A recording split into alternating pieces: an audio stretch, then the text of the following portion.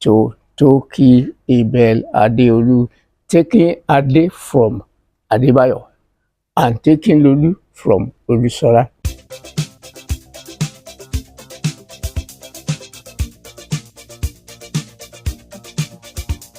I remember very well what my dad was. He loved him so much. He loved him so much. The name is Elijah Toki. He died September 29, 1958.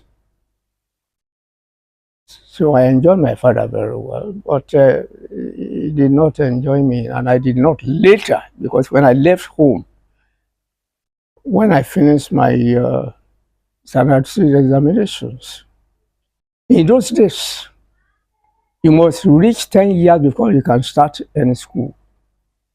And we have to stretch our hands like this to touch this one, the air. It's not a question of, you just have to reach 10 years. So I started schooling in 1945. And my father took me to the school. This is very important that I should stress here. His name is Ode Toki, but he put my name down, Toki. I said, why did you do that? He said that was why he wanted it. He wanted it to be Toki. It's a very sweet name. There's some youngsters, they are calling themselves now Ode Toki, Ode Toki. They are right, but when it comes to making names, God has helped me to create a big name, Toki, all over the world now. So, Ode Toki, Ode is no more there. It's Toki. Ayinde Toki, Ayinde Elijah. I was very small, but very strong. Very, very strong. My childhood was very interesting. There is nobody that could beat me and get away with it. I would not flog anybody. Maybe as tall as a giant or something, I will get him down. To the extent that Mama Ebo, we call her, the wife of my father's elder brother, were living together. He nicknamed me. She would say, Akerebete Sogbon Avekweku, Akerebete Sogbon, that somebody who is small and uses fists to defeat people. That was the name he was calling me. So much that there's one man, is my aburo, not the same biological father or mother, Dr. Lai Oke. He will come on holidays to Igbajo then. And when he came, people would like to beat him. I will beat the hell out of them. Up till today, even this December now, he sent money to me that I was saving his life there. It's very funny. So I'm stressing the fact that nobody can beat me. Nobody, even if they are three, they will run away because I will fight to the extent that they won't be able to withstand. I was extremely rugged and tactful in fighting and strong. That was my youth. And in the school too, there was effective time when I was flogging everybody. Do you know what? I started schooling in 1945. I was in school for one term. I was beating everybody. 6 of them, grouped themselves and will lead me in the bush. They beat me to the extent that they used this ekme, and put it on my body. I defecated there. When I got home, my father said, "Oh, they want to kill this boy again." So I stopped schooling. In middle of 1945, 1946, 1947, 1948, 1949. I started schooling again in 1949. In those days, we have 1A, 1B, 1C, class 2 for 4 years. So when I returned in 1949, all my mates, they had been in class 2 4 years. So the first year I entered again in 1949. Within few months, I was promoted to the other senior class. And I did not reach class 2. From 1B, 1C, from 1C, they promoted me, so we met together in standard 1. So what I spent in school, all of them, the first examination we had that year, I came 14th position. Thereafter, nobody beat me in the school. I was always coming first. That was my youth in the school anyway.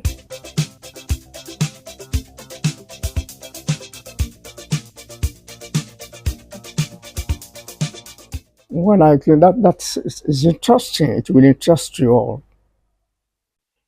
That sincerely is no secret, rather than obedience to some extent.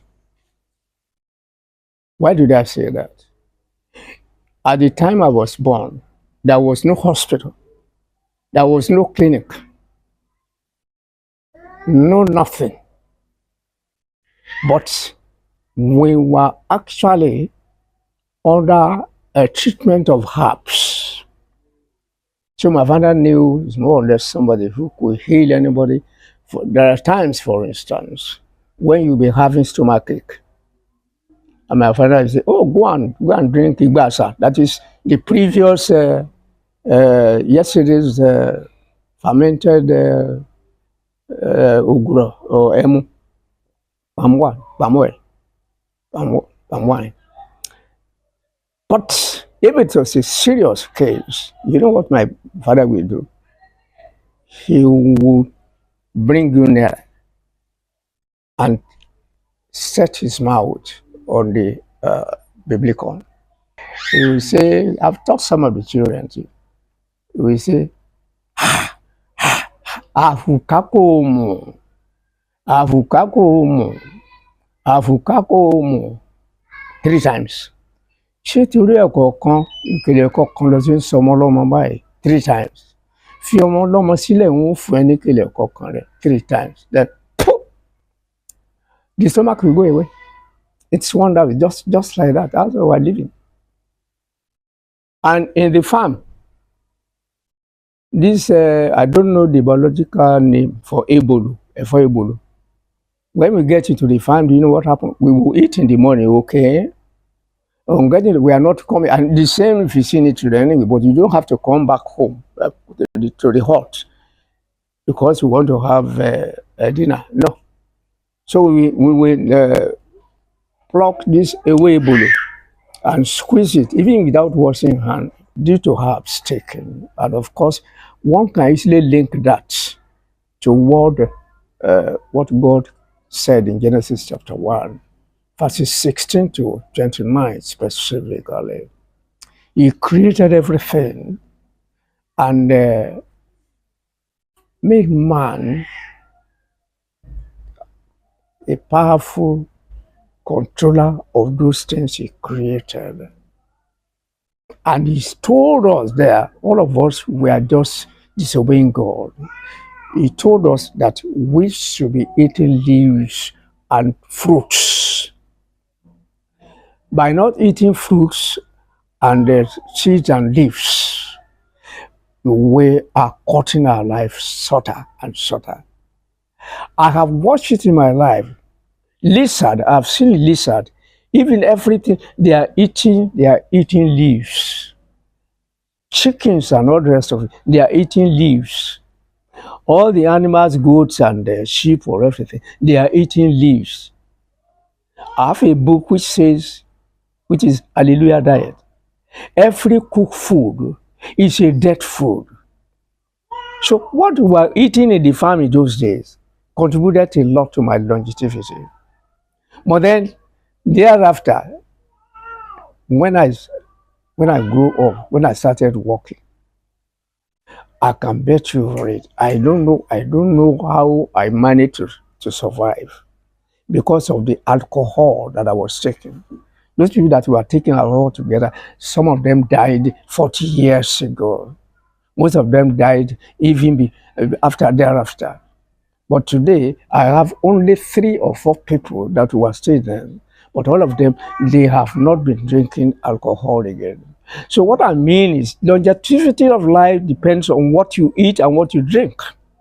If you are drinking alcohol, you are shortening your life. Why? Because the alcohol is not written in the Bible that we should be drinking alcohol anyway. God did not say so. The alcohol that we are taking is affecting the bladder and the liver and, of course, the heart. Instead of just ordinary water. I was drinking 26 bottles those days every day when Big Stout was 1 shilling. But now, if you put a spoonful of alcohol into my mouth, if I happen to drink it, I'm sure I'll be admitted in the hospital. So longevity depends on what you eat. Now this is a very important thing everybody should know. Compare our life with the motor or the car. Those people who invented and they built cars, there's a space for water, space for engine oil, space for petrol. But if you put water where you are going to put petrol, what will happen to that engine? It's going to stop. It's going to stop. When it stops, it will knock. This is exactly what is happening to us. God created us with sand and clay, and He said, you should be eating fruits and leaves. What are we eating today? Some people may argue. Noah, for instance, he was the only one that God saw that he was honest and reasonable, responsible. He was the only one that survived with the children, 8 of them. All other people, he pleaded, was preaching to them that there will be rain. Mark you, I'm enlightening you this. The rain, there was never a rain from heaven until Noah's time. So when Noah was telling them that God will rain, because the fruits and whatever you plant are actually developing and growing because of mist from the ground. Mist, from the ground is coming up from the ground. So nobody believed that there will be rain for 120 years. When God told him, go and build ark, he blessed the ark. And at the time he put all his children and wife into that place. I read Holy Quran too. Holy Quran stated that one of the Noah's children climbed the mountain and perished. No, there was nothing like that. All the children of Noah, they survived. So what I'm saying is longevity and belief in what God is saying. He did not tell us to be eating ever. It was after Noah's issue, when he destroyed everything, the insect, the leaves and everything were paralyzed. It was then we were able to be eating something else. So if you want to live longer, you must stop drinking alcohol. You must eat vegetables, plenty of vegetables and fruits. You see me what I'm eating now when you came in. Alubosa, that's part of fruits. I have not added leaf there and indomie. And water something. You eat water. You drink water so that whatever you have taken will digest. There are many common things now that we call it a stricture, inability to urinate, and inability to defecate. Shit up.